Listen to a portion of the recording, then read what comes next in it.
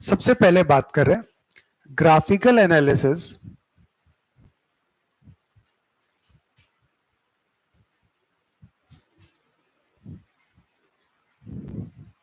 Of converging lens. तो वो मुझे इससे कोई मतलब नहीं वो कॉन्वेक्स लेंस है कौन सा है। हम यहां पर जो बात कर रहे हैं वो कन्वर्जिंग और डाइवर्जिंग की बात कर रहे हैं। ठीक, तो यहां पे हम कन्वर्जिंग लेंस की बात कर रहे हैं। मतलब कन्वर्जिंग लेंस का मतलब हो गया यहां पर जो एफ की वैल्यू होगी वो आपके पास पॉजिटिव होगी। एफ की बात करेंगे तो वैल्यू क्या होगी आपके positive.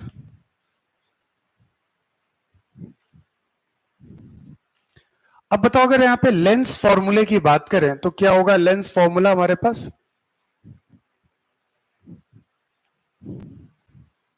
This is 1/v minus 1/u is equal to 1/f। ठीक, और f की वैल्यू यहां पर क्या होगी वो पॉजिटिव है। ग्रेट, पॉजिटिव है। अब देखो अगर इसकी बात करें बताओ इसमें कोई इंटरेस्टिंग बात है आपके पास। बताओ इस ग्राफ में कोई इंटरेस्टिंग बात है।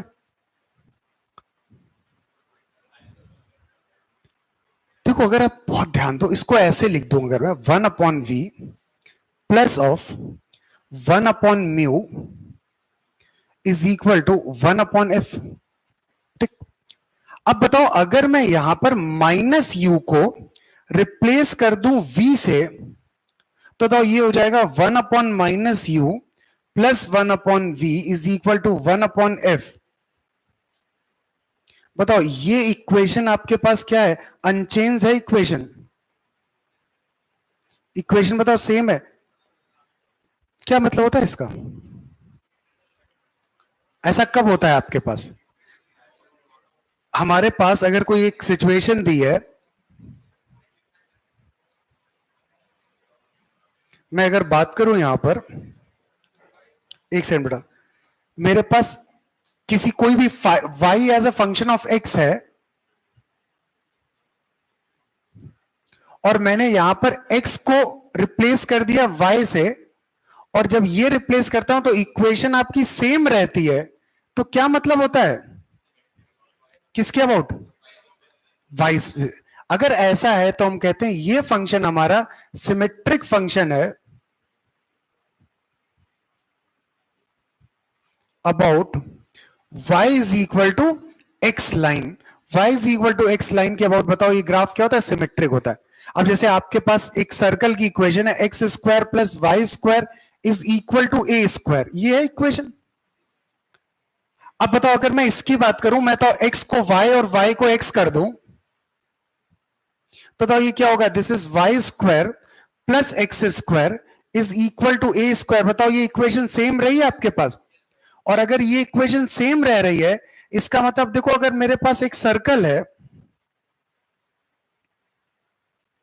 एक सर्कल है यहां पर ये आपके पास this is X axis this is Y axis.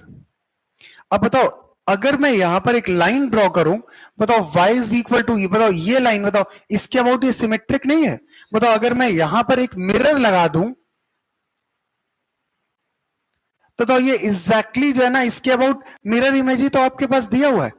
तो ये कौन सी लाइन हो गई ये 45 वाली लाइन है। अगर ये 45 वाली लाइन है बताओ ये क्या हो गई y is equal to x line हुई है।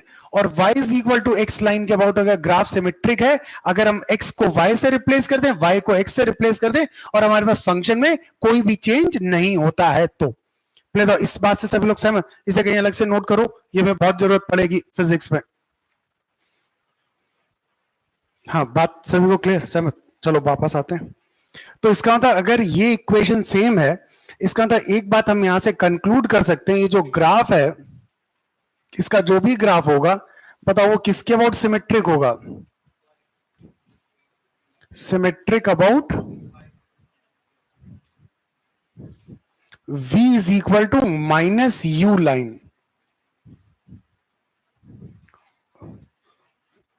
बताओ ये तो एक सिमेट्रिक हुआ एक बात। तो पहली बात तो ग्राफ सिमेट्रिक होगा आपके स्टिक। दूसरी बात देखो अगर मैं इसके ग्राफ को देखूं, देखो ये मैंने इसका ग्राफ बनाया हुआ है। अब इस ग्राफ को बच्चा आप लोगों को एज इट इज याद रखना और कुछ नहीं, कोई लॉजिक नहीं, आपको सिर्फ याद रखना, मगअप करना है। बताओ इस केस की बात करें तो ये हमारे पास u है, ये हमारे पास v है, ये पॉइंट जो दिया हुआ है 0,0, ठीक। अब क्या इंटरेस्टिंग बात देखो, ये अगर आपके पास ये u है, अगर बताओ ग्राफ फर्स्ट क्वाड्रेंट में है, अरे बोलो भाई, है। ग्राफ सेकेंड क्वाड्रेंट में है। ग्राफ थर्ड क्वाड्रेंट में है, ग्राफ फोर्थ क्वाड्रेंट में है, नहीं है। ग्राफ फोर्थ क्वाड्रेंट में नहीं है, इसका क्या मतलब हुआ? फोर्थ क्वाड्रेंट की बात करें तो फोर्थ क्वाड्रेंट में u की वैल्यू क्या होगी? पॉजिटिव, और v की वैल्यू क्या होगी? निगेटिव। तो इसका मतलब we will not find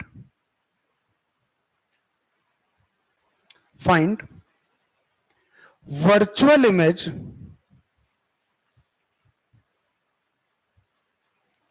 of a virtual object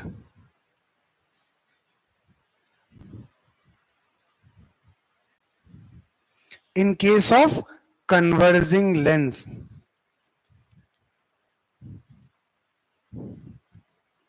in case of converging lens, मतलब कन्वर्जिंग लेंस के केस में हमें फोर्थ क्वाड्रेंट में, भाई u is equal to positive का मतलब क्या हुआ? Virtual object.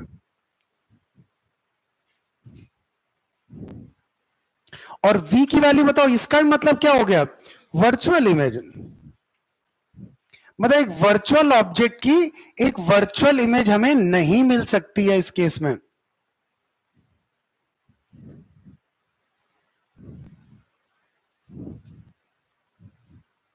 वर्चुअल ऑब्जेक्ट, कोई बताएगा क्यों ऐसा हमने क्यों बोल दिया कि वर्चुअल ऑब्जेक्ट की कभी वर्चुअल इमेज नहीं मिल सकती? भाई उस केस वो इस इक्वेशन को ही सेटिस्फाई नहीं करेगा। अब बताओ अगर इस इक्वेशन की मैं बात करूं, देखो ध्यान दो आप सभी लोग, जैसे अगर मेरे पास 1/v minus 1/u is equal to 1/f है, बताओ for virtual object in virtual image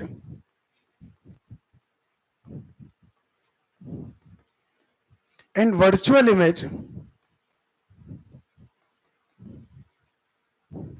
बताओ ये हो जाएगा -v minus of plus u is equal to 1/f।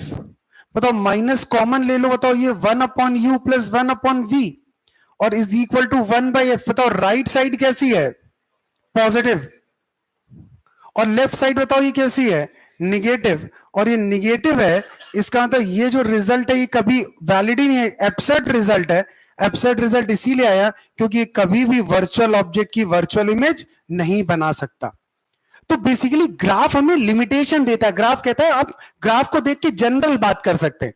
तो सबसे पहला ऑब्जर्वेशन मेरा यही हुआ कि ये ग्राफ इस क्वाड्रेंट में गायब हो गया, दैट मींस यहां पे वर्चुअल ऑब्जेक्ट की कभी वर्चुअल इमेज नहीं बन सकती। पहले तो इस बात से सभी लोग सहमत? ओके।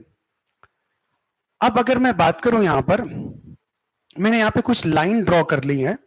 एक लाइन है ये v is equal to f line, ये v is equal to 2f line.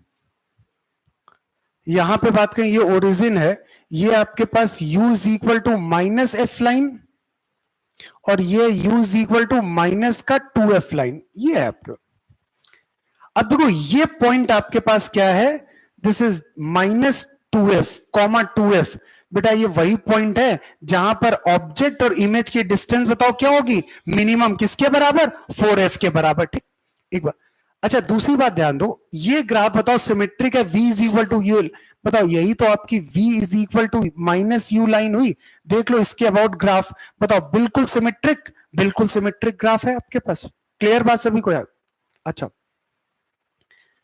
अब यहां पर एक स्पेशल केस आता है जो ऐसा लगता है मैं यहां से कवर नहीं हो रहा है, वो स्पेशल केस ध्यान दो। बताओ इसमें इस इक्वेशन की अगर बात करें, इसमें u और v 0 हो सकते हैं?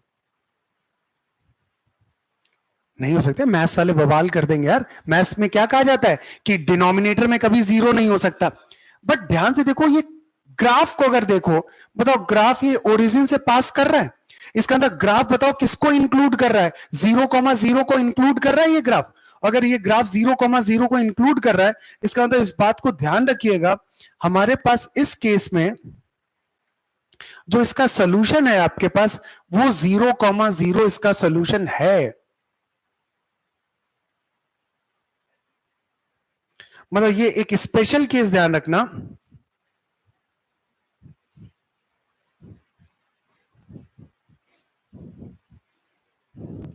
कि अगर u की वैल्यू 0 है तो उस केस में v की वैल्यू क्या होगी, 0। और इसका मतलब समझ लो बेटा आप लोग, अगर ये कोई एक लेंस मैंने लिया और मैंने यहां पर एक ऑब्जेक्ट को, 0 का मतलब यही हुआ आपके पास, कहां पे रखा मैंने, बिल्कुल पोल पे रख दिया ये ऑब्जेक्ट। तो ये अगर यहां पे मैंने रखा तो इसके लिए u की वैल्यू 0 है, तो यहां पर जो इमेज बनेगी वो इमेज एग्जैक्टली यहीं पर ही इमेज फॉर्म हो जाएगी।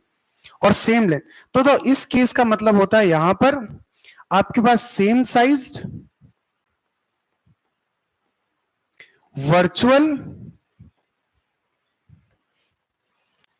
and erect image will be obtained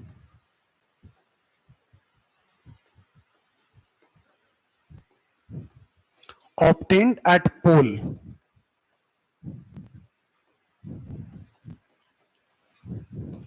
तो एक बात बहुत ध्यान से किया, अगर सेम साइज इमेज चाहिए,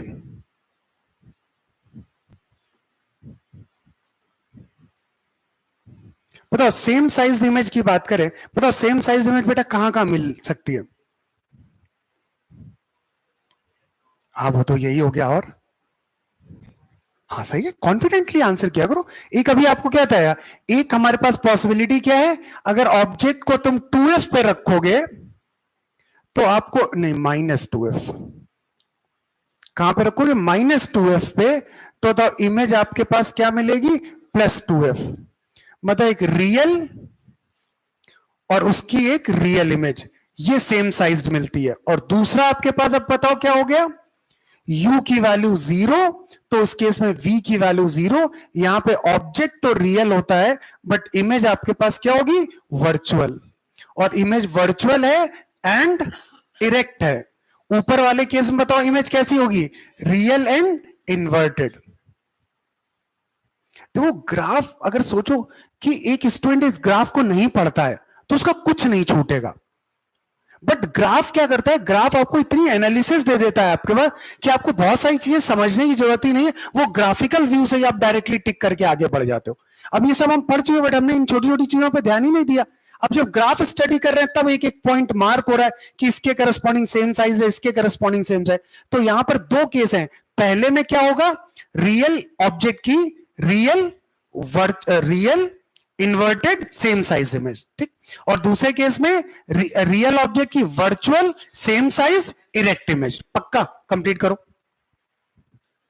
हमें सराउंडिंग से मतलब नहीं, हम लोग पास जो लेंस है उसकी फोकल लेंथ पॉजिटिव है, फोकल लेंथ उसकी पॉजिटिव है, ठीक। चलिए अब देखिए वापस ग्राफ पे चलते हैं। तो ग्राफ में ये समझ आया, v is to minus u line के अबाउट सिमेट्रिक है, 0,0 पॉइंट इस ग्राफ पे लाई कर रहा है।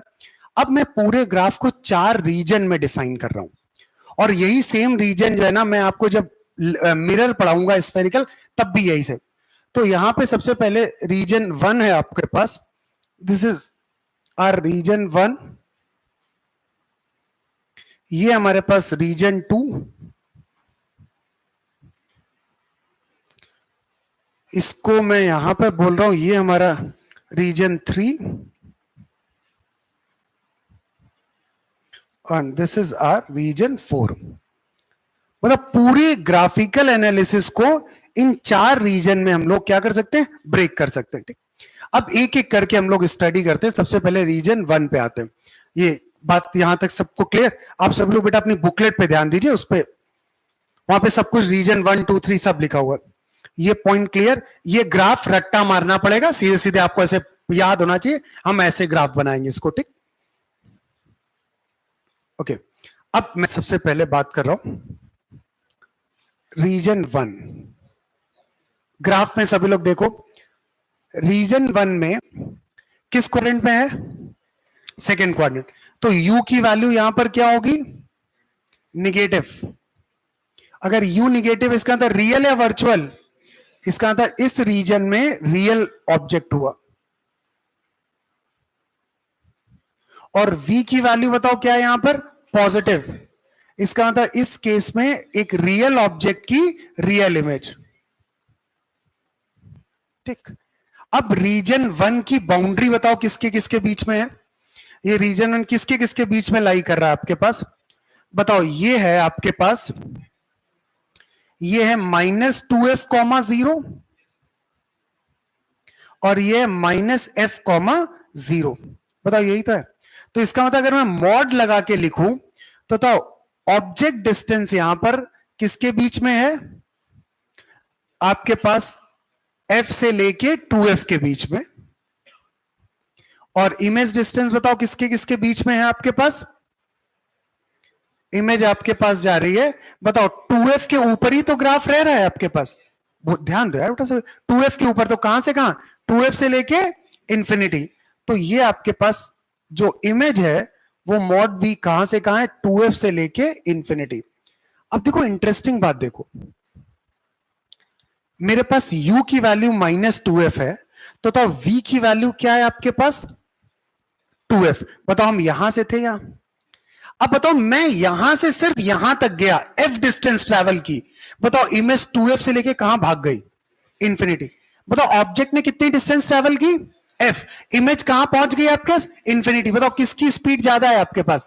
अगर देखा है इमेज स्पीड, तो दैट मीन्स हम लोग यहां पे डायरेक्टली ये बात कंक्लूड कर सकते हैं कि अगर ऐसा है तो यहां पर जो इमेज स्पीड होगी इज ग्रेटर देन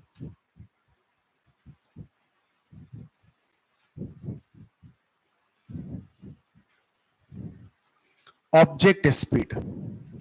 यहां पर इमेज स्पीड जो है ना, ऑब्जेक्ट स्पीड से ज्यादा है, क्योंकि ऑब्जेक्ट सिर्फ f से 2f गया, इमेज 2f से लेके इंफिनिटी पहुंच गई। क्लियर? अच्छा, magnification m is equal to L2/L1 is equal to v by u. v की वैल्यू क्या है? पॉजिटिव। u की वैल्यू क्या है? निगेटिव। तो बताओ ये क्या हो जाएगा? निगेटिव। अब बताओ L2/L1 का रेशियो निगेटिव है, तो अगर एक पॉजिटिव है तो दूसरा क्या होगा आपके पास? निगेटिव होगा, तभी तो रेशियो निगेटिव आएगा। इसका मतलब इस केस में 100% बताओ कैसी इमेज मिल रही होगी आपके पास? Inverted image.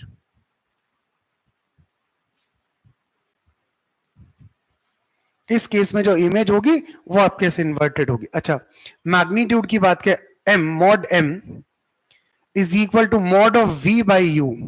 अब बताओ, देखो u और v बराबर हैं जब 2f पे है। अब बताओ v की वैल्यू हमेशा 2f से ज्यादा है और u की वैल्यू 2f से कम है, तो बताओ v बाई यू का रेशियो ग्रेटर देन 1 है या लेस देन 1 है?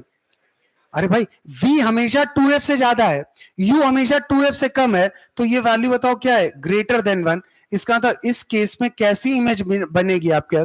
मैग्नीफाइड, या इसी को आप बोल दो इनलार्ज्ड इमेज।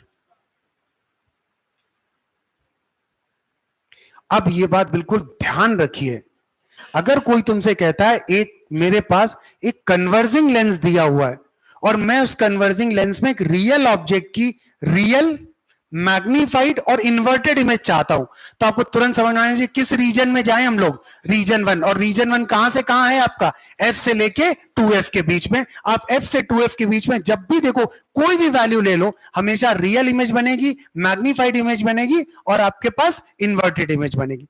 क्लियर? बस बाउंड्री पे ध्यान रखना, अगर 2f लोगे तब वहां पे क्या बनेगी? Same size. उसको मैंने अलग से ही पढ़ लिया, कंप्लीट कर। तो बुकलेट में सब दिया बेटा, बुकलेट में करो, कोई कॉपी में नोट करने की जरूरत नहीं। देखो बुकलेट के साइड में मैंने पॉइंट्स दिए हुए हैं, सारी चीजें वहां पे देखो क्लियरली लिखी हुई है। अगर आप ऐसे लिखना, जो जो पॉइंट नहीं दिया है वो वहीं पे लिख लो, वहां पे देखो मैंने अच्छा खासा आपको स्पेस दिया लिखने के लिए।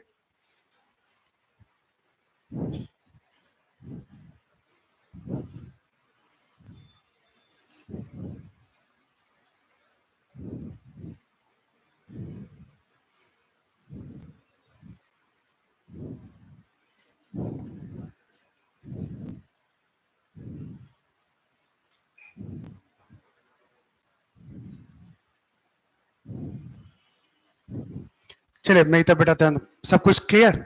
अब एक बार रे डायग्राम में, हमने कभी रे डायग्राम तो वैसे बनाए नहीं ज्यादा, बट एक रे डायग्राम का एक रफ आइडिया होना चाहिए। बताओ ये आपके पास ये फोकस है एफ,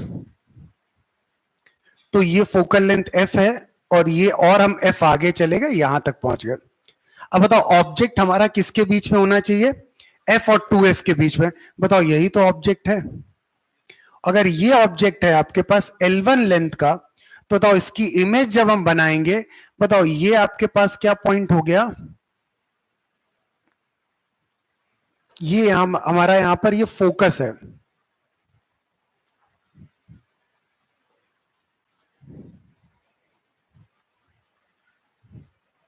ये हमारे पास यहां पर दिया फोकस। अब थोड़ा सा बेटा ये डायग्राम गलत दिया हुआ है। जो हमारे पास यहां पर, ये आप लोग भी करेक्ट करना पड़ेगा आपको। अगर ये लाइन बताओ किससे पास करनी चाहिए? फोकस से पास करनी चाहिए। तो यहां पर जो ये लाइन हम लोग ड्रॉ करेंगे, वो ये लाइन है आपके पास, ये डिस्टेंस है आपके पास। सब लोग करेक्ट करो इसे, क्योंकि ये पैरेलल बीम आ रही है। पैरेलल बीम बताओ कहां पे मीट करती है? फोकस तो मीट करती है। तो अल्टीमेटली इस केस की अगर बात करें, तो ये करेक्शन करिए सभी लोग इसमें।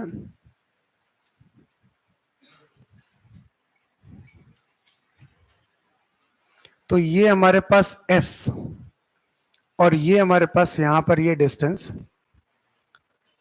ये भी F है आपके। बताओ अल्टीमेटली बताओ हमारे पास जो इमेज बनेगी, बताओ वो 2F के भी बाहर बनेगी। और 2F हमेशा ध्यान रखो, आपको ये भी पता होना चाहिए इमेज कहां बनेगी। इमेज हमेशा 2F से आगे है। बताओ ये F है, ये 2F है, इस पॉइंट के आगे ही जाके तो इमेज बन रही है। और यहां पर जो इमेज की जो लेंथ है, वो पक्का बताओ किससे ज्यादा होगी? L1 से ज्यादा होगी लेंथ आपके। तो हमेशा ध्यान रखो, अगर ऑब्जेक्ट आपने एफ और 2f के बीच में रखा, मतलब रीजन 1 में, तो हमेशा आपके पास मैग्नीफाइड इमेज बनेगी। क्लियर बात सभी को? अब सभी लोग ग्राफ ओपन करो। चलो ग्राफ वाला पेज ओपन करो। ठीक। अब रीजन 2, जैसे मैंने रीजन 1 एक्सप्लेन किया ना, आप वैसे ही रीजन 2 करिए सभी लोग। अब कॉपी पे अपने नोट करिए, जैसे जैसे मैंने एनालिसिस लिखी है, इस तरीके से लिखा है ना, ऐसे ही आपको लिखना है। कंप्लीट कर लिया? बस आपको ग्राफ को, क्योंकि यार हमें ये ग्राफ को ही याद रखना है। ग्राफ को देख के ही हमें सारे रिजल्ट तुरंत, हमें याद नहीं करना है कोई रिजल्ट।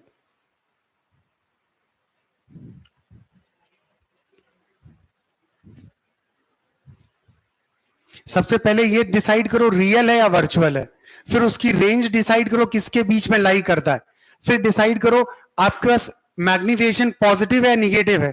फिर डिसाइड करो मॉड एम की वैल्यू ग्रेटर देन 1 है या लेस देन 1 है। रीजन 1 हो गया, रीजन 2 की बात करते हैं।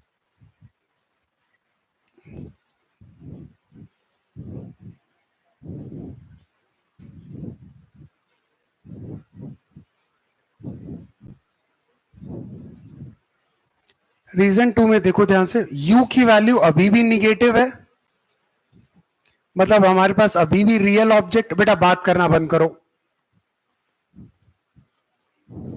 v की वैल्यू अभी भी पॉजिटिव है, मतलब अभी भी हमारे पास जो इमेज है वो रियल इमेज है।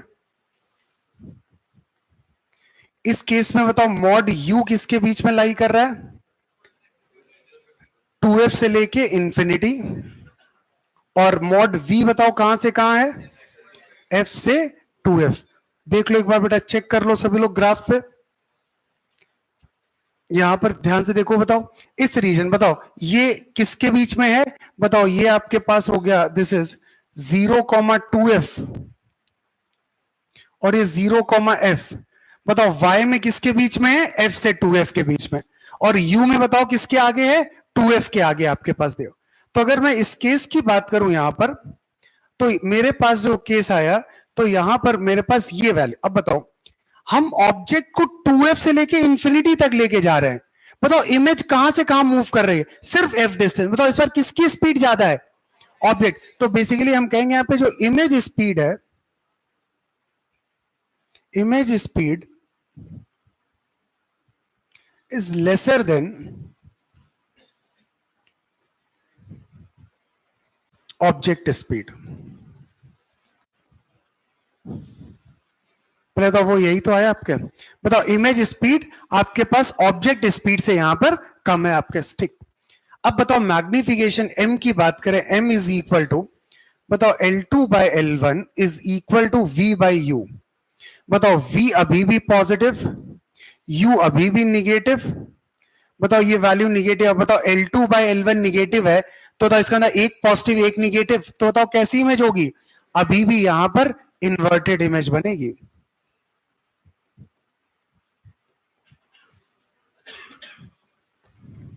और यहां पर मॉड m की बात करें, mod of v by u, अब देखो v की वैल्यू हमेशा 2f से छोटी है और u की वैल्यू हमेशा 2f से बड़ी। बताओ ये less than 1, less than image, बताओ इमेज छोटी बनेगी, मतलब इस केस में कैसी इमेज होगी, डिमिनिश्ड इमेज होगी। बताओ इस केस की अगर बात करें तो यहां पर जो इमेज होगी वो आपकी डिमिनिश्ड इमेज होगी। तो अब रीजन 1 और रीजन 2 में कुछ डिफरेंस समझ में आया? रीजन 1 में रियल ऑब्जेक्ट की real image inverted magnified, region 2 में रियल ऑब्जेक्ट की रियल इमेज इन्वर्टेड डिमिनिश्ड। तो अगर कोई कहता है रियल ऑब्जेक्ट की मैग्नीफाइड इमेज बताओ, तो ऑब्जेक्ट को f से 2f के बीच में रखो, और अगर आपको डिमिनिश इमेज चाहिए रियल ऑब्जेक्ट की रियल इमेज, तो आप 2f से लेके इंफिनिटी के बीच में रखो। तो ये आपके दो रीजन है, इन दो रीजन के अलावा कभी भी रियल ऑब्जेक्ट की रियल इमेज बन ही नहीं सकती। मतलब अगर तुम्हें रियल इमेज चाहिए तो तुम्हें ऑब्जेक्ट को कहां से कहां के बीच में रखना पड़ेगा, आपको इमेज को रखना पड़ेगा f से लेके इंफिनिटी तक चले जाओ, f से 2f के बीच में मैग्नीफाइड, 2f से लेके इंफिनिटी के बीच में डिमिनिश। तो ये आपके पास क्लैरिटी आ गई। अब एटलीस्ट कोई भी पूछता हमसे कि हमें रियल ऑब्जेक्ट की रियल इमेज, तो हम उसको क्लियरली बता सकते हैं कहां मैग्नीफाइड कहां डिमिनिश। पहले तो मेरी बात चमकी पूरी तरह, कोई समस्या इसमें किसी को? ओके, अब देखो और ध्यान देते हैं। अब जरा समझो, मैं इसका रे डायग्राम बना लेता हूं। अगर हम लोग रे डायग्राम की बात करें तो ये आपके पास फोकस हुआ, ये F है, तो ये आपके पास F, ऑब्जेक्ट कहां रखा हुआ है इस बार, 2F के बाहर रखा हुआ है। बताओ ऑब्जेक्ट यहां पर जो है इसके बाहर रखा हुआ है। बताओ ये जो इमेज बन रही है आपके पास, ये यहां पर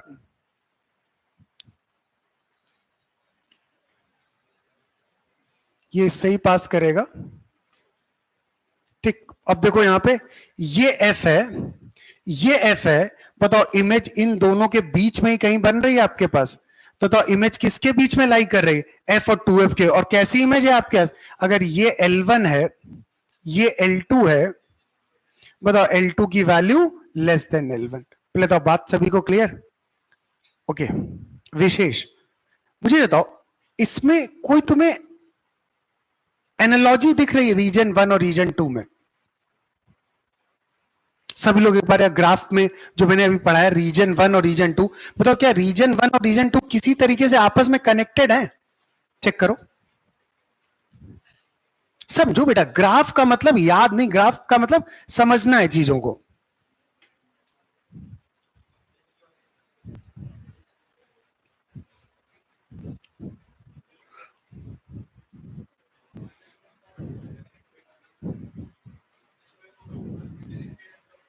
नहीं, वो तो वो केस हो गया जहां पे इक्वल होगी, बाकी और कोई, वो तो है यार, और कोई है क्या चाहिए बेटा? हाँ हो सकता है, ठीक है, वो तो आ तो गया। नहीं और कोई, और कुछ?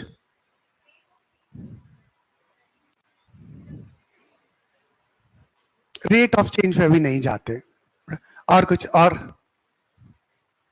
देखो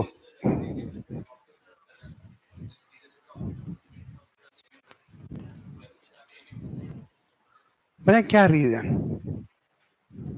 यहां पर मॉड यू को रिप्लेस कर दिया गया मॉड वी से, और मॉड वी को रिप्लेस कर दिया गया मॉड यू से। देखो आप तो, मैं रीजन 2 मैंने खोला है ना, रीजन 2 में बताओ ऑब्जेक्ट है 2f से इंफिनिटी, चेक करो रीजन 1 में ऑब्जेक्ट है आपका f से 2f, अरे है, बताओ यहां पर इमेज है f से 2f, बताओ वहां पे ऑब्जेक्ट होगा आपके पास f से 2f के बीच में। वहां पर इमेज होगी आपकी 2f से इंफिनिटी। बताओ क्या हुआ, मॉड यू v से रिप्लेस हुआ, मॉड मतलब रीजन 1 और रीजन 2। बताओ इस एक सिमेट्री के इस लाइन के इधर है और एक सिमेट्री के इधर है, तो ये दोनों आपस में सिमेट्रिकल हैं, तो इस एक में जो ऑब्जेक्ट है और दूसरे में बताओ वो क्या हो गए, वो इमेज हो गए। अब और इंटरेस्टिंग बात सुनिए,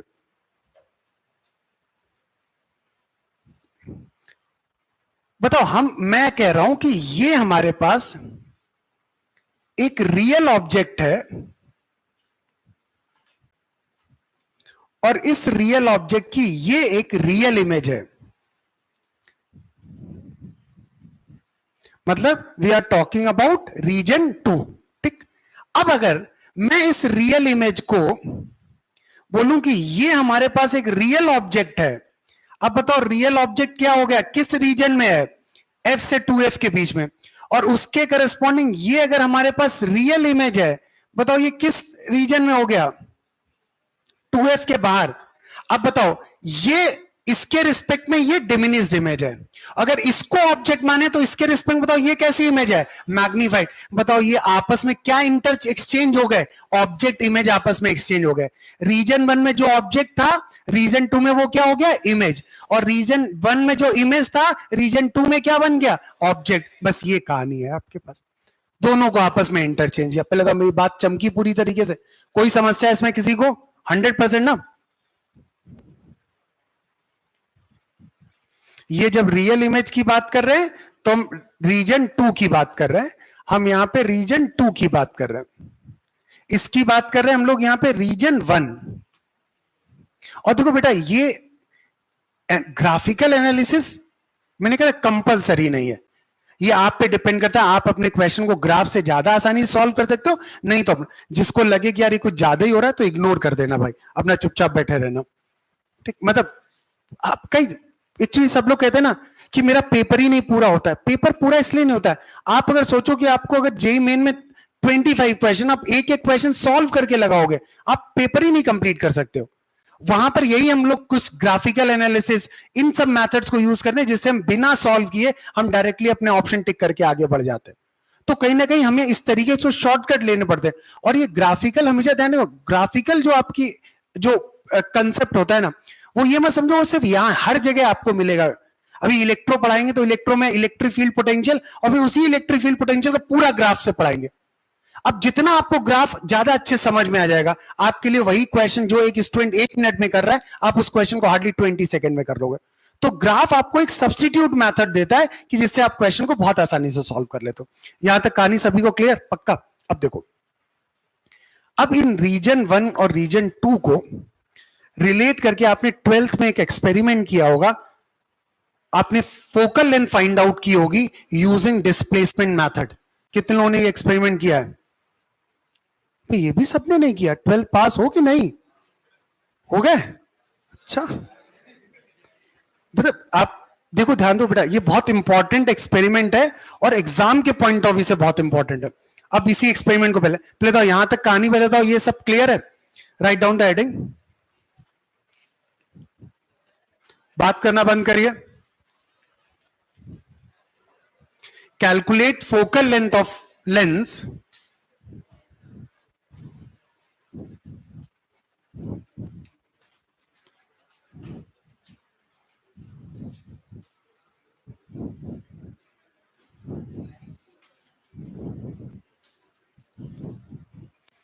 of lens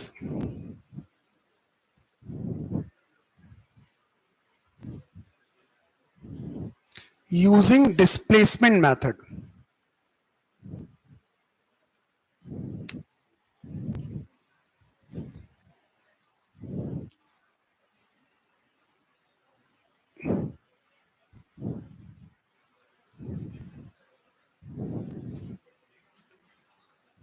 बेटा बात करना बंद करो।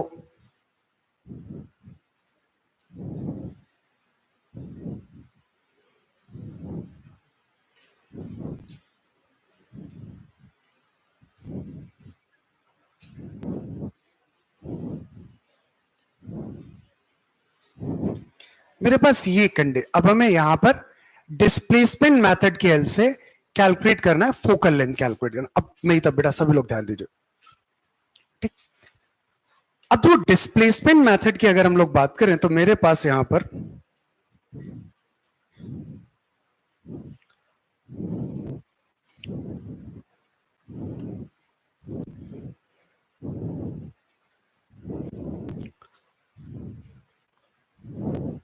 एक मेरे पास एक लेंस दिया हुआ है,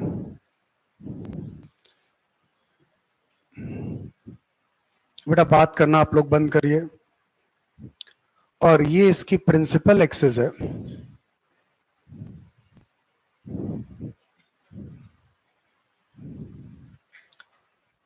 ठीक। अब देखो, अगर इसकी प्रिंसिपल एक्सिस की बात करें, अगर ये प्रिंसिपल एक्सिस है आपके पास, तो इस केस में मेरे पास अगर ये लेंस दिया, तो हम लोग इस डिस्प्लेसमेंट मेथड में करते क्या है, एक हमारे पास यहां पर इस तरीके से एक ऑब्जेक्ट पिन होता है,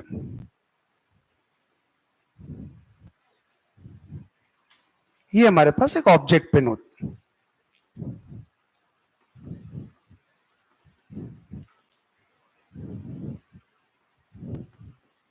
ठीक। ये हमारे पास लेंस है, इस लेंस को, ये आपके पास, हम लेंस को कहीं पर भी मूव करा सकते हैं आपके पास, ठीक है, इसको हम लोग कहीं पर रिमूव है। और दूसरा हम लोग यहां पर इस तरीके से एक स्क्रीन ले लेते हैं, ये हमारे पास इस तरीके से एक स्क्रीन है, ठीक। अब स्क्रीन की जगह आप क्या कर सकते हो, आप स्क्रीन के जनरली ऐसे स्क्रीन नहीं दी जाती, तो आप एक इमेज पिन ले लेते हो, फिर ऑब्जेक्ट पिन और इमेज पिन को इस तरीके से रखते हो, जब ये दोनों एक दूसरे ऊपर ओवरलैप कर जाए, मतलब जिसको हम लोग बोलते हैं पैरेलैक्स को रिमूव करना। पैरेलैक्स रिमूव करने में देखो क्या होता है एक्चुअली, अगर ये ऐसे हैं तब भी आप अगर सामने से देखोगे तुम्हें ऐसे लगेगा ना कि एक दूसरे ऊपर, वो नहीं टिपिकल ताजमहल में जाओ तो उसके सामने ऐसे हाथ करो, फिर वो फोटोग्राफर एक फोटो खींचता है तो फोटो में ऐसा लगता है कि हम उसके पीक के ऊपर हाथ रखे हुए, तो बेसिकली वो पैरेलैक्स है, क्योंकि वो फोटोग्राफ 2D है, तो वो क्या होता है, इन दोनों के बीच के गैप को नहीं दिखाता है, और अल्टीमेटली जब ये ओवरलैप कर देता है तो लगता है कि एक दो, तो इसलिए कई बार हमें ऐसा लगता है कि एक दूसरे को ओवरलैप कर रहे हैं, लेकिन जैसे तुम इधर उधर परपेंडिकुलर हेड का मूवमेंट करोगे दोनों अलग अलग भागते हैं, तो इसका मतलब अभी हमारे पास पैरेलैक्स है। पैरेलैक्स जब रिमूव हो जाएगी, जब ये एक दूसरे के ऊपर आ जाएंगे, तो आप ऐसे ऐसे जाओगे तो दोनों एक साथ मूवमेंट होगा। तो उससे बेटर ऑप्शन क्या होता है, आप ये, इसमें टाइम लगता है, आप क्या करो, इसकी जगह एक सिंपल एक व्हाइट पेपर लगा लो, व्हाइट पेपर यूज कर लो, और इसको मूव कराने पे जब देखो इस पेपर में बहुत शार्प एक इमेज बन रही है, बस उस पेपर को हटा के उसकी जगह इमेज पिन लगा दो, आपकी तुरंत के तुरंत पैरेलैक्स रिमूव हो जाएगी। अदरवाइज ऐसे पैरेलैक्स रिमूव करने में बहुत टाइम लगता है आपके पास, तो उसकी जगह एक पेपर ले लो, और जब आप इसको मूव कराओगे तो यहां पर इमेज कई कई ब्लर करेगी, कई बार शार्प होगी, जहां पे सबसे शार्पेस्ट इमेज बन रही हो बस वहीं पे पेपर को हटा के वहां पे इमेज पिन लगा दो, आपकी रीडिंग तुरंत की तुरंत सेट हो जाएगी आपकी, ठीक। तो ये हमारे पास होता। अब देखो डिस्प्लेसमेंट मेथड में करते क्या है, हम डिस्प्लेसमेंट मेथड में इन दोनों पॉइंट, जो ऑब्जेक्ट पिन है और जो इमेज पिन है ना, इन दोनों, सॉरी, ऑब्जेक्ट पिन और जो स्क्रीन है आपके पास, हम इन दोनों को फिक्स कर देते हैं। यहां पे ऑब्जेक्ट और इमेज पिन, ये जो डिस्टेंस डी है, अब ये डी जो है ना फिक्स्ड होती है, मतलब ये अपनी जगह पे फिक्स्ड है, हम इसको नहीं मूव करा सकते, और ये अपनी जगह पे स्क्रीन भी फिक्स्ड है, हम इसको भी मूव नहीं करा सकते। बट अब इसमें एक बात ध्यान देने की होती है, आप जब ये एक्सपेरिमेंट करते हो तो आपको इंस्ट्रक्टर बस इतना बताता है, इन दोनों के बीच में डिस्टेंस ज्यादा लेके चलना चाहिए। अब देखो ज्यादा लेके क्यों चलना चाहिए, अब आज की डेट में आप बोल सकते हो ज्यादा क्यों लेके चलना चाहिए, बताओ। ये रियल ऑब्जेक्ट है, और स्क्रीन पे जो इमेज बनती है वो कौन सी इमेज होती है, रियल इमेज, और अभी आज हमने देखा रियल ऑब्जेक्ट और रियल इमेज के बीच की मिनिमम डिस्टेंस कितनी है, 4f। तो हमेशा ध्यान रखो d की वैल्यू 4f से ज्यादा होनी चाहिए। अगर डिस्टेंस तुम्हारी 4f से कम हो गई, तुम कितने भी एफर्ट्स कर लो, कभी तुम्हें इमेज यहां पे मिलेगी नहीं, आप कभी भी पैरेलैक्स रिमूव कर ही नहीं पाओगे। इसलिए जब ये एक्सपेरिमेंट परफॉर्म करते हैं तो सबसे पहले हम इस बात का ध्यान रखते हैं कि यहां पर ऑब्जेक्ट और इमेज की बात करें तो इन दोनों के बीच की डिस्टेंस को जो है ना हम लोग क्या रखते हैं, वो हम ज्यादा रखते हैं। वो ज्यादा रखने का सिर्फ लॉजिक ये है कि वो कौन से क्राइटेरिया फुलफिल हो जाए, क्योंकि आपको पता है ये जो डी है यहां पर, डी मस्ट बी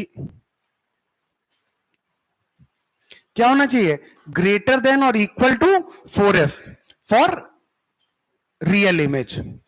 तो इसलिए हम लोगों को इस बात का ध्यान रखना होता है। अब देखो ये दोनों तो फिक्स हो गए। अब बताओ हम किसको मूव कर सकते हैं। अब हम लोग यहां पर लेंस को मूव करना स्टार्ट कर दे। जब हम इस लेंस को मूव करते हैं तो हम सबसे पहले, मैंने कहा ये हमारी फर्स्ट लोकेशन है, और इस फर्स्ट लोकेशन पे या फर्स्ट पोजीशन है हमारे पास, और इस फर्स्ट पोजीशन पे हमें इमेज जो मिल रही है वो एग्जैक्टली इससे ओवरलैप कर रही है, मतलब इस पे इमेज फॉर्म हो रही है। मतलब इस केस का जो रे डायग्राम हुआ वो रे डायग्राम कुछ ऐसे हुआ, ये रे ऐसे गई और इसने यहां पर फाइनली यहां पर ये एक इमेज बनाई।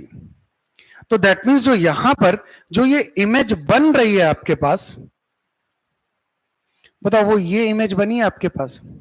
अब जो ये इमेज बनी है आपके पास यहां पर, अगर मैं इसकी बात करूं तो ये हमारे पास लेट से L1 लेंथ की ये इमेज बनी। ठीक, मैं यहां इस केस की बात करूं, ये हमारे पास डिस्टेंस क्या हो गई आपके पास, ये यहां पर U है, और इसके करस्पॉन्डिंग ये जो इमेज यहां पे मिली, ये बताओ क्या हो गई, दिस इज V। ये हमारे पास है। ठीक, बहुत ध्यान देना सब। और बताओ अगर ये इमेज हमारी पहली बनी, बताओ पहली जो इमेज बनेगी आपके, बताओ ये मैग्नीफाइड इमेज बन रही है, ये कैसी इमेज है, रियल है, बोलो, आपके पास इन्वर्टेड है, और कैसी है, मैग्नीफाइड है। और अगर ऐसा है तो बताओ ये इमेज किस रीजन में बनी होगी, रीजन 1। इसके लिए ऑब्जेक्ट बताओ कहां पर रखा होगा, F से 2F। बताओ पहली एक इमेज हमें बन गई। तो इसके लिए अगर मैं बात करूं यहां पर U की वैल्यू, अगर मैं इस केस की बात करता हूं, इस U की वैल्यू को मैं कुछ अगर इसको मैं यहां पर ले लेता हूं U1, और U1 की वैल्यू क्या हो गई, U के बराबर। तो यहां पर ये V1 जो आएगा, बताओ V1 की वैल्यू क्या हो जाएगी, अरे D माइनस का U, D माइनस U क्यों बच्चा, अरे भाई D डिस्टेंस तो उनके बीच की फिक्स है ही ना। तो ये क्या हो गया, V1 की वैल्यू D माइनस U हुई। क्लियर बात। अच्छा, अब क्या किया हमने यहां पर, हमने इस लेंस को फर्दर मूव कराया। बताओ इस लेंस को फर्दर मूव कराएंगे, बताओ क्या इमेज मिल सकती है, दोबारा इमेज मिल सकती है, मिल सकती है। किस रीजन में मिलेगी अब ये, रीजन 2। इसका मतलब अगली अगर इमेज की बात करें, बहुत ध्यान देना बेटा, अब बताओ ये रे अब ऐसे गई और ये यहां टकराई, और इसके बाद इसने यहां से ये इमेज यहां बनाई। और अगर इस इमेज की मैं बात करूं, ये इमेज हमें यहां मिल रही है, और ये जो इमेज है आपके पास, ये कुछ इमेज हमें मिल रही है। ये थी लेंथ आपके पास कितनी, L1, ये लेंथ है L2, और ये इमेज कैसी है, रियल है, इन्वर्टेड है, एंड डिमिनिस्ड। इसका मतलब बताओ ये किस रीजन में मिली होगी, तो बताओ ये आपकी रीजन 2 की इमेज हो गई आपकी। तो ये रीजन आपका कौन सा हो गया, रीजन 2 में। बताओ हमारे पास ये, तो अल्टीमेटली अगर इस केस की बात करते हैं हम लोग यहां पर, तो मेरे पास इफेक्टिवली अगर मैं बात करता हूं, तो मुझे यहां पर बताओ दो इमेज मिलती हैं, एक करस्पॉन्डिंग टू आपके पास क्या होगी, रीजन 1, एक रीजन 2। अच्छा, अब अगर इसकी बात करें, बताओगे इसके लिए यू क्या होगा, कोई बताएगा,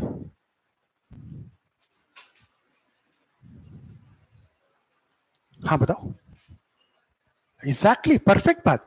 भैया बताओ, अरे बच्चा मेरी तरफ ध्यान, क्या फैन के चक्कर में पड़, क्या क्या समस्या, कोई समस्या, जो भी थी समस्या रिजॉल्व हो गई। अब मेरी तरफ ध्यान दो बेटा। अब बताओ इस केस की अगर मैं बात करूं, अभी क्या बताया, रीजन 1 और रीजन 2 बताओ आपस में कैसे कनेक्टेड है, वो आपस में कनेक्टेड है, U और V को इंटरचेंज कर रहे हैं। इसका मतलब अब बताओ इसके लिए जो U2 हो जाएगा, वो बताओ क्या हो जाएगा, जो उसके लिए V है, तो बताओ D minus U,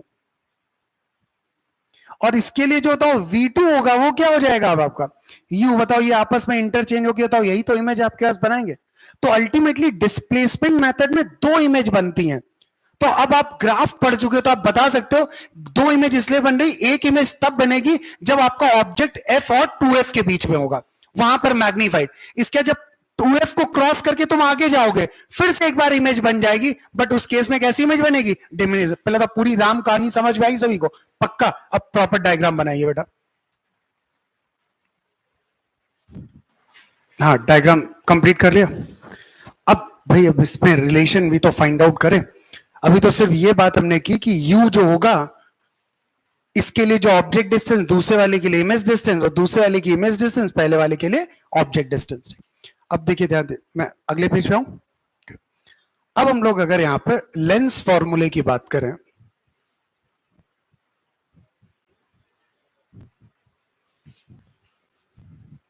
this is 1 by v minus 1 upon u is equal to 1 by F.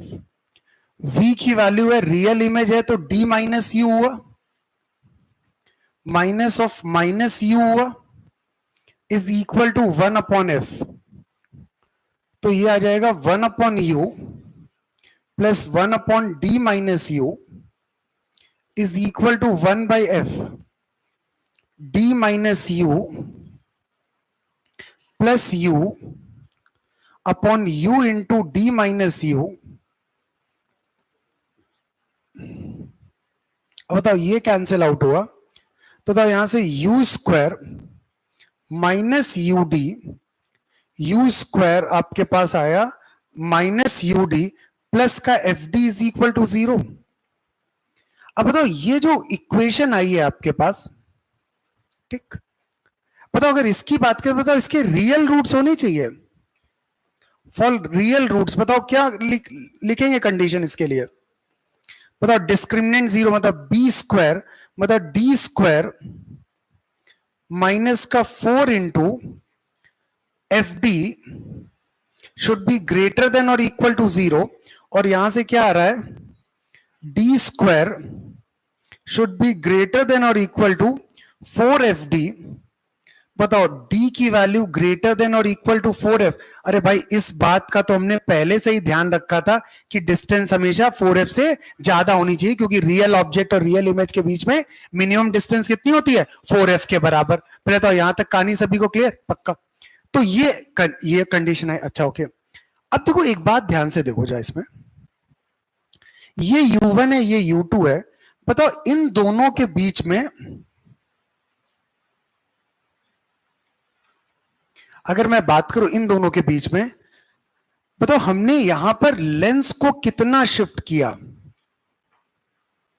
बताओ स्मॉल d की वैल्यू बताओ सिंपली u2 माइनस u1 हुआ। इस स्मॉल d को हम लोग बोलते हैं this is the displacement of lens. ये एक स्टैंडर्ड टर्म है और इसको बहुत आसानी से हम लोग कैलकुलेट कर लेते हैं। क्या होता है? ये जो लेंस जिस पे लगा होता है ना, उसके नीचे एक मीटर स्केल लगा होता है। तो जब लेंस की पहली रीडिंग ले ली u1, लेंस की दूसरी रीडिंग ले ली u2, तो u2 माइनस u1 बताओ बहुत आसानी से निकाल लोगे, तो स्मॉल d की वैल्यू निकल आएगी आपके।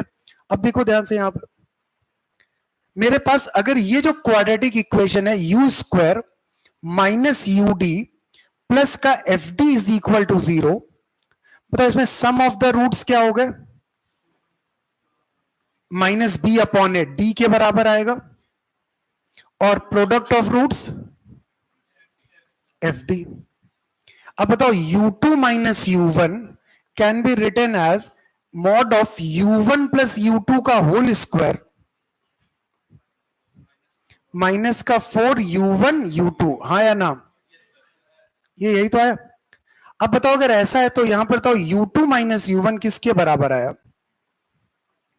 u1 प्लस u2 का whole square is d square minus का 4fd। अच्छा ये वैल्यू कैलकुलेट कर ली स्मॉल d, तो d square is equal to capital d square minus का 4fd। और यहां से फोकल लेंथ का फॉर्मूला आता है this is capital d square minus small D square upon 4d।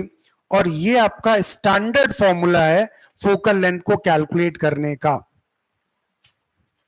ये याद रखना है, हम डायरेक्टली इसको अप्लाई करके हम डिस्प्लेसमेंट मेथड में क्या कैलकुलेट कर सकते हैं? फोकल लेंथ को कैलकुलेट कर। कंप्लीट करिए। हाँ कंप्लीट कर लिया। अब देखो, अब ये तो हमने कैलकुलेट कर लिया, फोकल लेंथ तो निकल आएगी। अब तो बाकी वो उनसे क्या पूछ सकता है? वो ये पूछ सकता है अगर मेरे पास ऑब्जेक्ट पिन की लेंथ L दी हुई है तो हमसे वो एक्सपेक्ट कर सकता है कि हमें ये बता दो L1 और L2 की वैल्यू, और तो कुछ इसमें हम निकाल ही नहीं सकते। निकाल सकते हैं क्या L1 L2? अभी निकाल लेंगे यार, क्या सोचना है इसमें भाई। मैग्निफिकेशन अगर मैं बात करूं, फर्स्ट की बात करें अगर, m का फॉर्मूला होता है L2 by L1 is equal to V by U। बेटा बात करना बंद करो। तो L2 की वैल्यू है माइनस का L2, साइन कन्वेंशन के साथ लिखेंगे। L1 की वैल्यू है प्लस L, V की वैल्यू है प्लस का D माइनस U, और U की वैल्यू क्या है आपके पास? Minus U। ये M1 हुआ। सेकेंड के लिए बताओ क्या लिखेंगे? M2 इज इक्वल टू, बोलो क्या लिखेंगे? स्क्वायर हम लोगों ने L1 लिखा था, पहले वाले को क्या लिखा है? L1। उसके लिए आएगा minus L2 upon plus L, वो हो जाएगा प्लस U, और ये क्या हो जाएगा? Minus D minus U। बेटा इंटरेस्टिंग बात देखो अगर आप ध्यान से, कि अगर M1 इंटू M2 की बात करें, M1 है D minus U upon minus U, और M2 है प्लस का U अपॉन माइनस का D माइनस U। बताओ यहां पर ये वैल्यू 1 है, तो एक स्टैंडर्ड रिजल्ट है आपके पास। डिस्प्लेसमेंट मेथड में M1 M2 का प्रोडक्ट 1 होता है। मतलब अगर एक कह रहा है कि एक का मैग्निफिकेशन 3 है तो दूसरे का मैग्निफिकेशन कितना होगा? 1/3। ठीक। अब अगर M1 की वैल्यू रख देते हैं माइनस L1 अपॉन L, और ये लिख देते हैं माइनस L2 अपॉन L, तो एक और रिलेशन आपके पास आ जाता है कि L1 इंटू L2 का प्रोडक्ट बताओ किसके बराबर है? L स्क्वायर के बराबर। This L1 into L2 is equal to L square. Note करिए।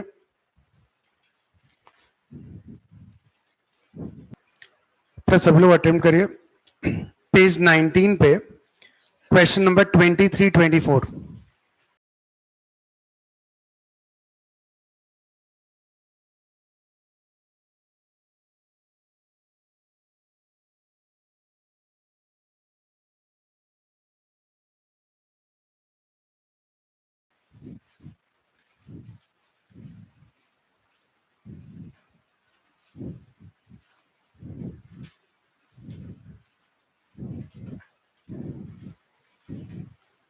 A screen is placed 90 centimetre from an object. बताओ कैपिटल डी की वैल्यू कितनी हो गई? 90 centimetre. The image of an object on the screen is form by convex in two different locations है। बताओ small D की वैल्यू क्या आ गई? 20 सेंटीमीटर। बताओ सीधे सीधे ये किसका फॉर्मूला बेस्ड हो गया? D square minus small D square upon 4D। तो एफ की वैल्यू बताओ क्या आ गई आपके पास? 90 square minus 20 square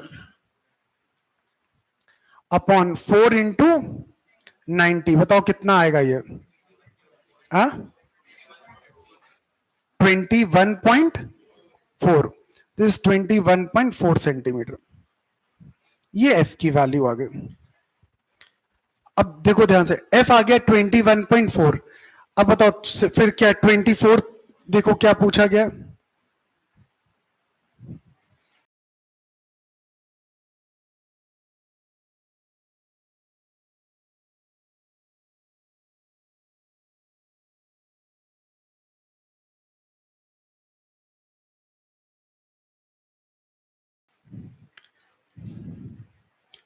size of object. बताओ यहां पर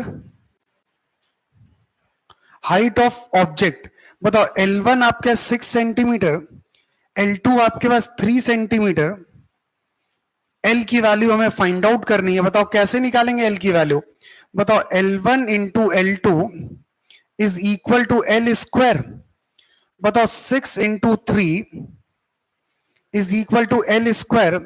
L की वैल्यू क्या हो गई? 18। बताओ क्या हो जाएगा? 3√2। बताओ अप्रॉक्स कितनी वैल्यू आएगा? 4.2 centimetre.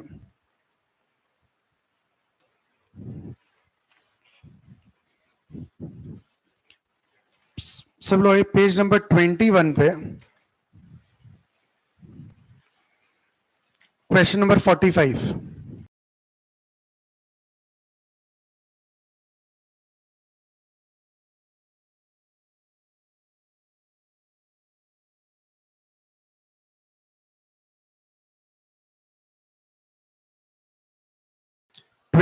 Question number 45.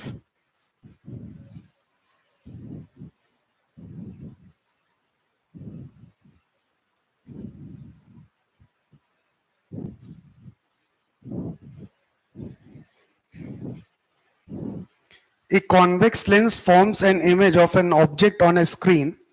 Height of the image बताओ L1 की वैल्यू 9 सेंटीमीटर है.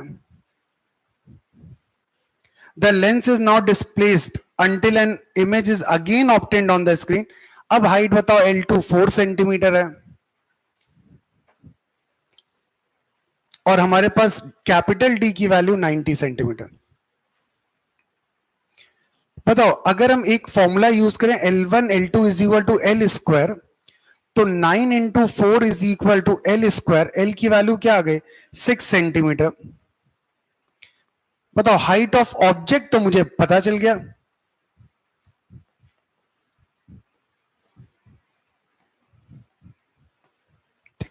हाइट ऑफ ऑब्जेक्ट पता. अब बताओ हाइट ऑफ ऑब्जेक्ट पता चल गया. इसके फिर उसने हमसे पूछा है यहां पर फोकल लेंथ बताओ. कैपिटल डी की वैल्यू तो पता है. अच्छा अब मेरे पास स्मॉल डी की वैल्यू नहीं पता. ठीक कोई बात नहीं. बताओ अगर मैं इस केस की बात करूं, मैंने कहा ये ऑब्जेक्ट है जिसकी लेंथ 6 सेंटीमीटर है और इसके करस्पॉन्डिंग जो इमेज बनी वो 9 सेंटीमीटर की है और मैंने ये डिस्टेंस यहां पर u ले ली. टोटल 90 है तो v की वैल्यू क्या हो जाएगी 90 माइनस u.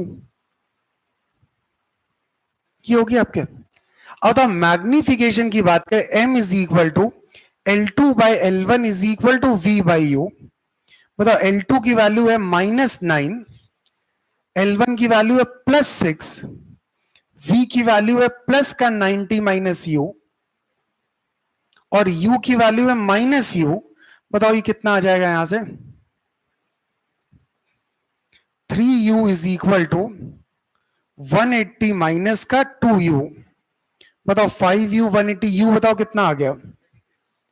बताओ u की वैल्यू 36 सेंटीमीटर आ गई. अब बताओ u तुम्हें पता है, v पता है, फोकल लेंथ बताओ निकालना है तो डायरेक्टली अब इससे निकाल लो यार. क्यों फॉर्मूला 1/v. 90 माइनस u क्या हो गया 90 माइनस 36 54. तो ये हो गया 1/54 माइनस का -36. बताओ ये वैल्यू कितनी आ रही है. सॉल्व करो यार.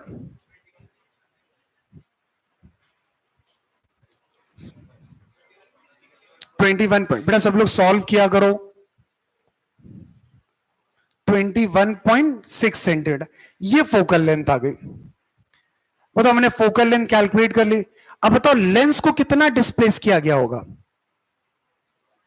अरे पहले u है, अगली बार u2 क्या हो जाएगा d माइनस यू.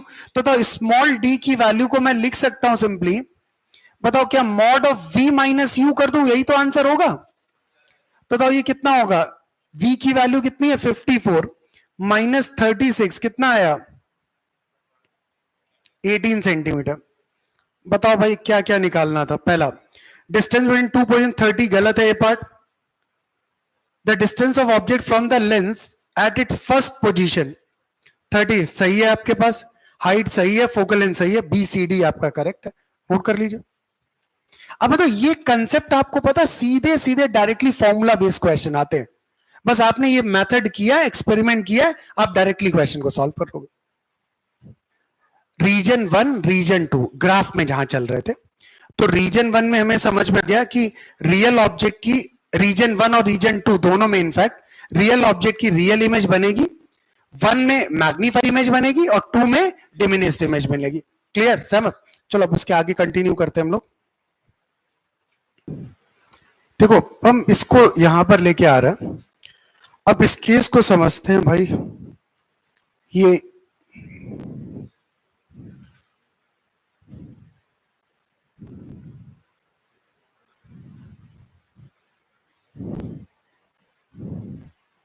ये हमारे पास था भाई, रीजन 1 रीजन 2 तो क्लियर है, कंप्लीट है हमारा।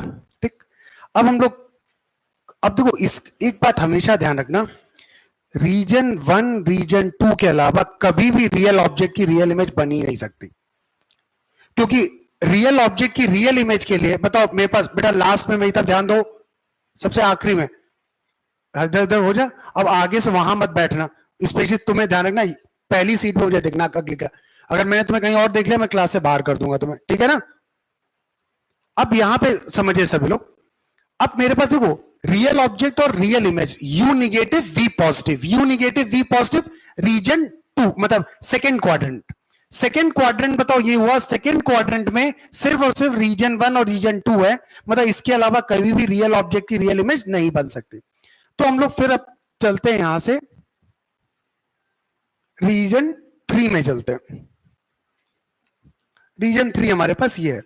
अब बताओ इसकी बात करें तो बताओ हमारे पास इस केस में u की वैल्यू बताओ क्या है, निगेटिव, v की वैल्यू क्या है, निगेटिव, तो इस केस में हमारे पास u भी निगेटिव है, मतलब वर्चुअल ऑब्जेक्ट, ना ना ना रियल ऑब्जेक्ट, सही बात, जाग रहे हो आप लोग, मतलब क्या हो गया, रियल ऑब्जेक्ट। और v की बात करें, v की वैल्यू, ये आपके पास v निगेटिव है, तो ये बताओ आपके पास वर्चुअल इमेज, मतलब इस केस में रियल ऑब्जेक्ट की वर्चुअल इमेज बन रही है आपके से। और यहां पर u बताओ, मॉड u किसके बीच में है, 0 से f, और मॉड v बताओ कहां से कहां है, 0 से इंफिनिटी,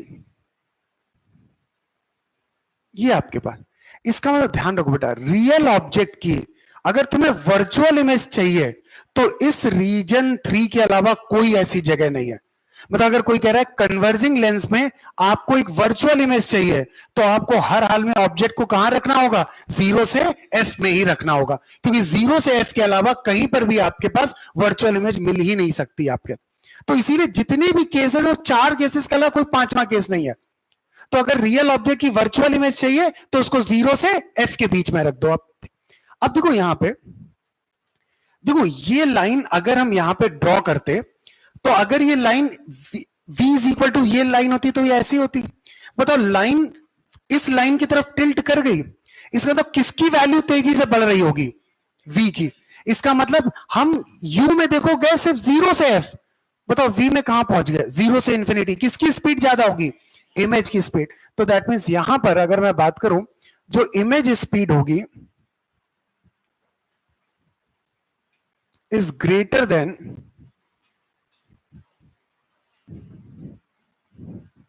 ऑब्जेक्ट स्पीड, ये ऑब्जेक्ट स्पीड।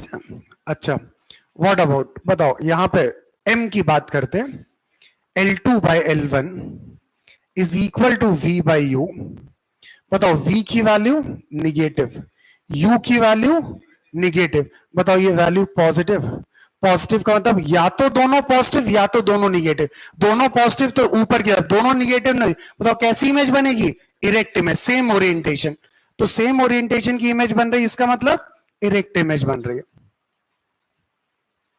तो इस केस की अगर मैं बात करूं तो यहां पर आपके पास ये एक इरेक्ट इमेज है, बताओ यहां पे मॉड m की बात करें, this mod m is equal to mod of v by you, बताओ कौन तेजी से मूव कर रहा है, v तेजी से मूव कर रहा है, तो बताओ ये वैल्यू ग्रेटर देन 1 होगी, बताओ कैसी इमेज बनेगी, मैग्नीफाइड इमेज।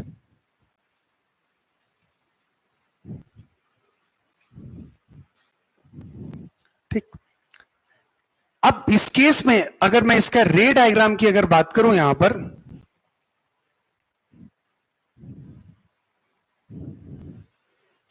पहले जिसमें जो नोट करना है वो क्विकली नोट करो, वही बुकलेट में इतना ऐसे सब कुछ दिया, अलग से ड्रॉ और मत करो यार, नोट्स वोट्स बनाने से बहुत कुछ नहीं होता, बस हर चीज आपकी पास होनी चाहिए।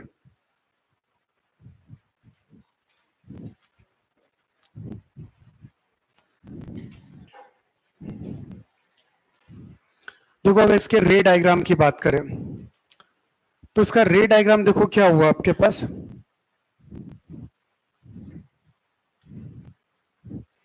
बताओ ये इसका फोकस है, ये डिस्टेंस f है, हमने इसको यहां पर लिया। बताओ एक रे सीधे ऐसे चली गई, एक रे ये ऐसे गई, ये फोकस से पास करके गई।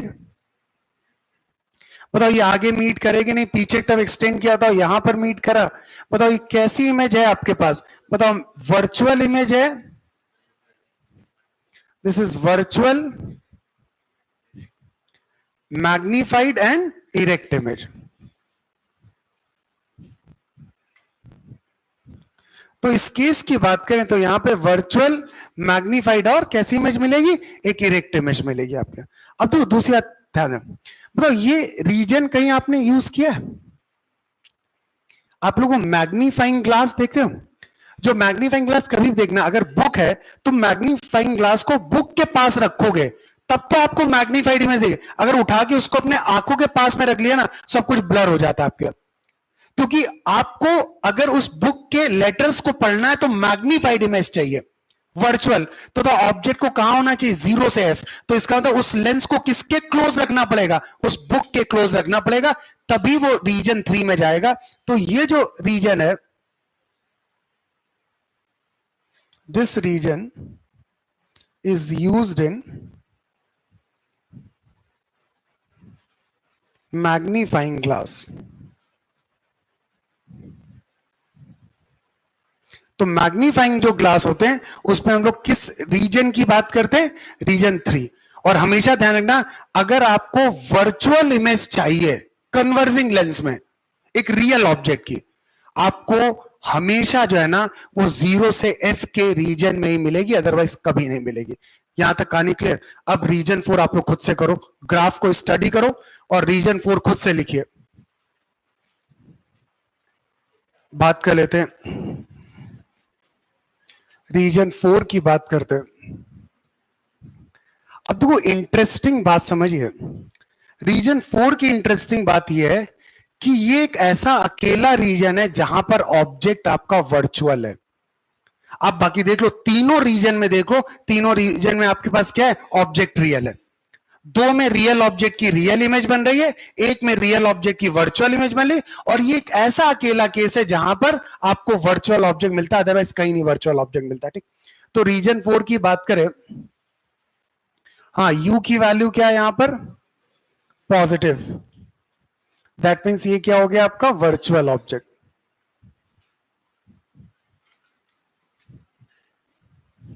बताओ v की वैल्यू क्या है यहां पर? पॉजिटिव। मतलब वर्चुअल ऑब्जेक्ट की इमेज कैसी बनेगी? रियल। और वो तो हम पहले ही आपको बता चुके हैं, वर्चुअल ऑब्जेक्ट की वर्चुअल इमेज नहीं मिल सकती। ठीक है ना? बताओ ये मॉड यू किसके बीच में लाई कर रहा है? 0 से इंफिनिटी। और मॉड वी किसके बीच में है?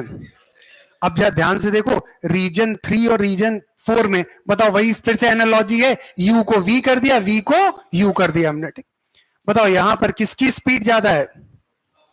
ऑब्जेक्ट की। इस केस में इमेज स्पीड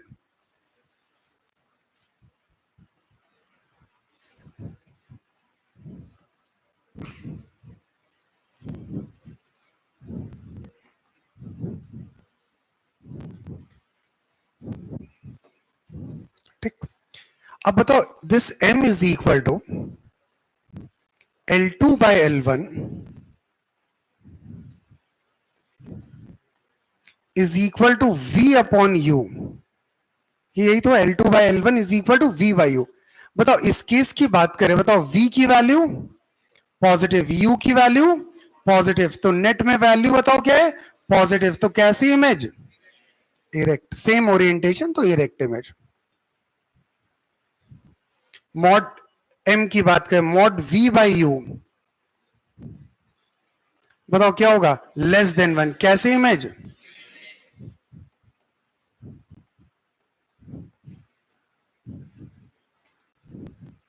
ये डिमिनिस्ड इमेज। और अगर ये डिमिनिस्ड है तो इस केस के लिए आपका रे डायग्राम बताओ क्या हुआ आपका?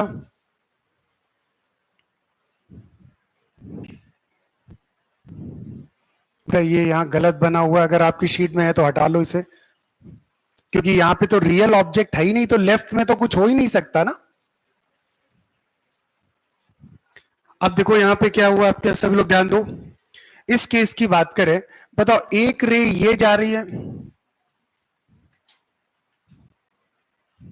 एक रे ये जा रही है और एक रे, बताओ ये कन्वर्जिंग बीम है। बताओ इसको आगे एक्सटेंड करेंगे, बताओ इसने यहां पे क्या डिफाइन किया होगा, ये एक वर्चुअल ऑब्जेक्ट है कुछ L1 लेंथ का। अब बताओ ये रे बताओ किससे पास कर जाएगी, फोकस से। ये रे बिल्कुल बताओ सीधे ऐसे ही तो पास कर जाएगी क्योंकि ऑप्टिकल सेंटर से पास कर रही है। बताओ इन दोनों का इंटरसेक्शन, बताओ यही तो इमेज बनेगी यहां पे। बताओ कैसी इमेज है ये आपके पास, रियल, इरेक्ट और ये पक्का डिमिनिश्ड इमेज। तो अगर कभी भी कोई तुमसे कहे कि हमारे पास एक वर्चुअल ऑब्जेक्ट है और कन्वर्जिंग लेंस, आप बिंदास बोल दो कि 100% एक डिमिनिश्ड इमेज बनेगी, रियल बनेगी और वो हमेशा आपका ओरिएंटेशन क्या होगा, सेम ओरिएंटेशन आपके होगा। तो ये बात सभी को पूरी तरीके से चमक गई। तो अल्टीमेटली आप बताओ पूरे कन्वर्जिंग लेंस को हम 4 रीजन में जस्टिफाई कर सकते हैं पक्का। जल्दी से डाइवर्जिंग चालू जाओ, डाइवर्जिंग ग्राफ आइए, क्विकली ग्राफ रीड करो और क्विकली हमें सारे रीजन कंप्लीट करने हैं।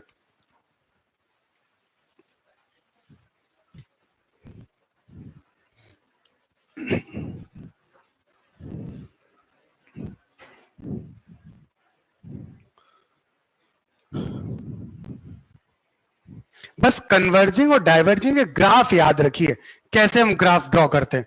बाकी ये सब ग्राफ को देख के आप अपने आप कर लोगे, इसको कुछ याद करने की ऐसा नीड नहीं है।